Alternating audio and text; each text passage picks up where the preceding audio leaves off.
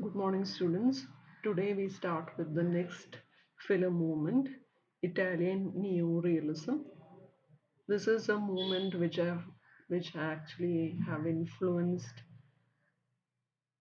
different directors from different parts of the world.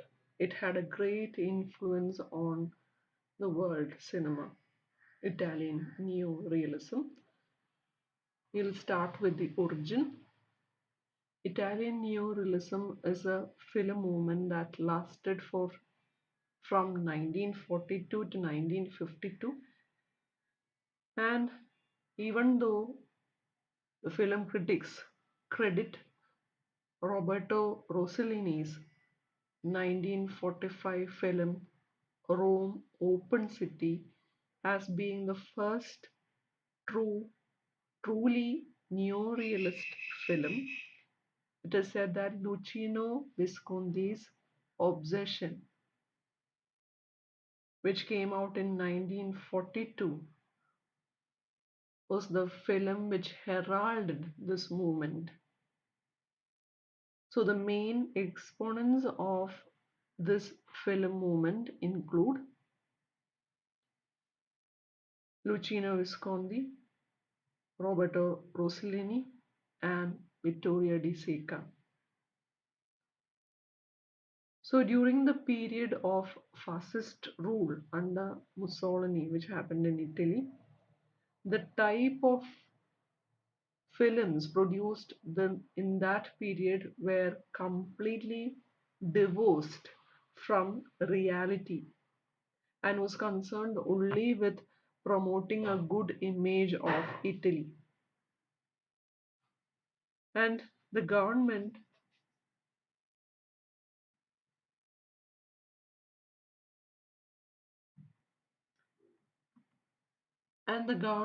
had actually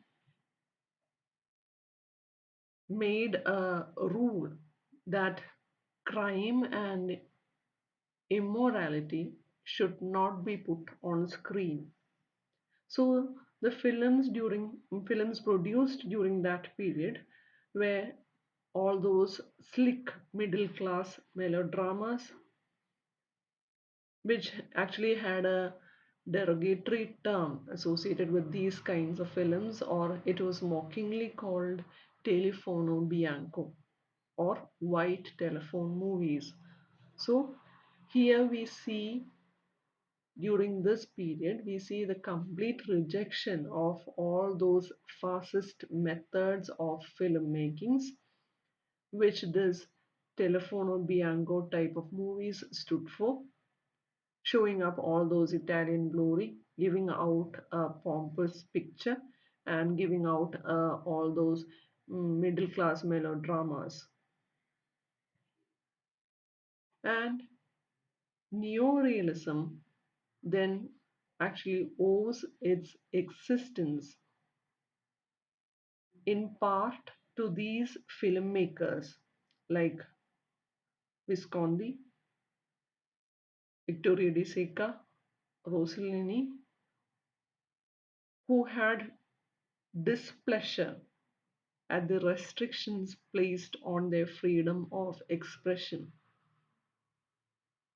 And it is in this light Visconti's 1942 film Obsession can be seen as a harbinger of neorealism. It is a movie which heralded this movement.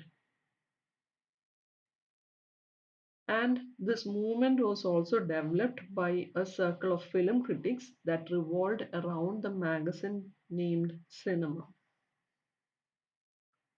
So, this is the first neo realist film. According to film critics, Rome, the Open City, which actually showed the real life events in Nazi occupied Rome, talks about Italian resistance. It is about the Romans who lived through during the period of 1943 to 1944, and this was before this Allied forces had arrived in the city and the Germans are still in control. So the narrative is focused on goings on of the Italian resistance during a 3 day period. However, it is said that it is the difficulties of the production that gives this film its authenticity.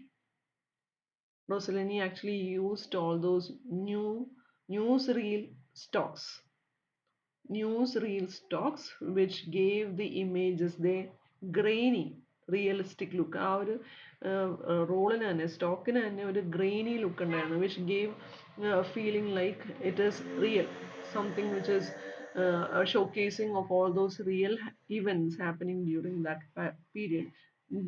It was actually showing that no, Nazi occupied Rome and talks about Italian resistance. So this is considered to be the first film, though Visconti's Obsession came out in 1942. So these are the other filmmakers, important filmmakers, Victoria De Sica. So I would strongly recommend you to watch Bicycle Thieves by Vittorio De Sica, which actually gives you the taste of Italian neorealism. It is said that this is the film which influenced even a great Indian filmmaker Satyajit Ray. So, Bicycle Thieves and Luciano Visconti's The Earth Trembles, which came out in 1948. So, these films become part of Italian neo-realism. Now, talking about the characteristics or principles.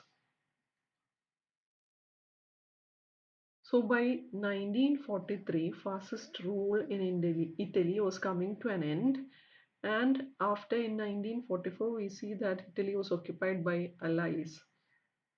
And this fall of fascism allowed for the truth to be told about the impoverished conditions of the working classes and of urban life. അപ്പോൾ അത്രയും കാലം we saw all those telephone movies, white telephone movies, telephone Bianco. അതിൻ്റെ അകത്ത് നമ്മൾ ഒരു good image of ഇറ്റലിയാണ് കാണുന്നത്. അതിൻ്റെ അകത്ത് ഇറ്റാലിയൻ ഗ്ലോറി കാണിക്കുന്നു.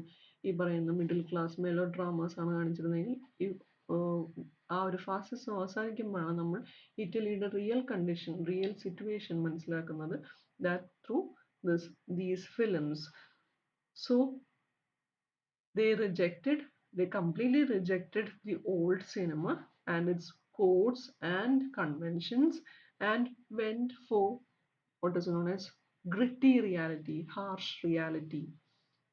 And the basic tenets of this movement were that cinema should focus on its own nature and its role in the society and to confront the audience with their own reality. So, these principles had implications for the style and content of the cinema. ഇപ്പോൾ cinema അതിൻ്റെ നേച്ചറിനെയും അതിൻ്റെ സൊസൈറ്റിയിൽ സമൂഹത്തിലുള്ള റോളിനെയും അതുപോലെ ആ ഒരു ഓഡിയൻസിന് അവരുടെ യാഥാർത്ഥ്യങ്ങളെ മനസ്സിലാക്കാൻ പറ്റുന്നതായിരിക്കണം സിനിമ എന്നാണ് അവർ വിശ്വസിച്ചിരുന്നത്. അപ്പോൾ അതുകൊണ്ട് തന്നെ they first of all believed that a cinema should be actually a project. Cinema should actually project a slice of life. ഒരു ഫ്രെയിം എന്ന് പറയുന്നത് ഒരു ജീവിതത്തിൻ്റെ ഒരു സ്ലൈസ് ആയിരിക്കണം എന്നാണ് അവർ കരുതിയിരുന്നത്. So it should appear to enter and then leave everyday life. And they completely rejected what is all those literary adaptations. It was complete no towards literary adaptations. അവർ ഒരിക്കലും literary adaptations എടുത്തിരുന്നില്ല because they wanted the reality. So they didn't use literary adaptations and they always went for reality itself.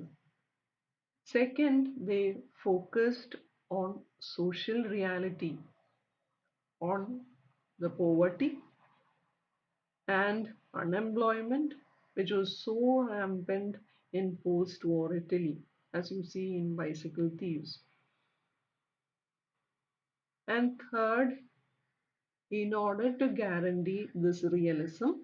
അപ്പോൾ realism എന്നുള്ളതാണ് അവർ focus ചെയ്യുന്നത്. അപ്പോൾ realism എങ്ങനെ കൊണ്ടുവരാം എന്നുള്ളതിൽ they believe that they they believed that എന്ന് പറഞ്ഞാൽ പോരാ, they concentrated or they made it a point to make dialogues and language seem natural. So they even went to the point of keeping to the regional dialects. And to this effect,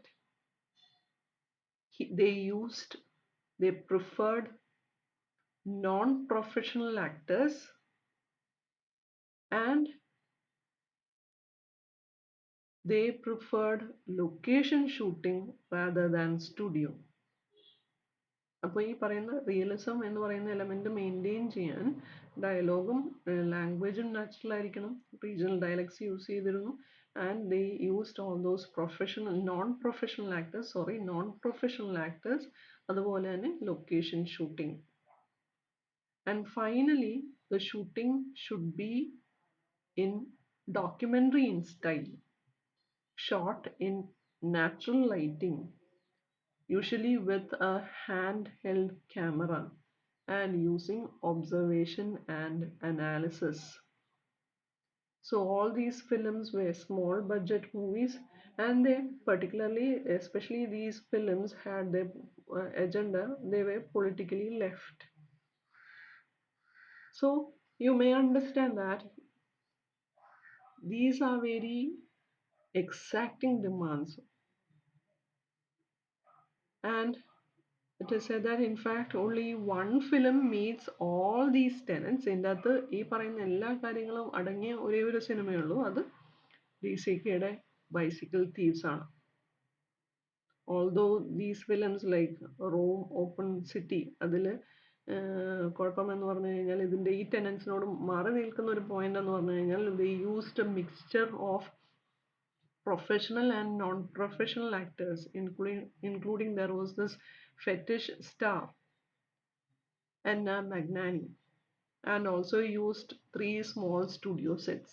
അപ്പോൾ ഇതിൻ്റെ എല്ലാ ടെനൻസും, ഈ പറയുന്ന എല്ലാ ടെനൻസും വള്ളി പുള്ളി വിടാതെ ചെയ്തിരിക്കുന്നത് ബൈസിക്കിൾ തീവ്സിൽ മാത്രമാണ്.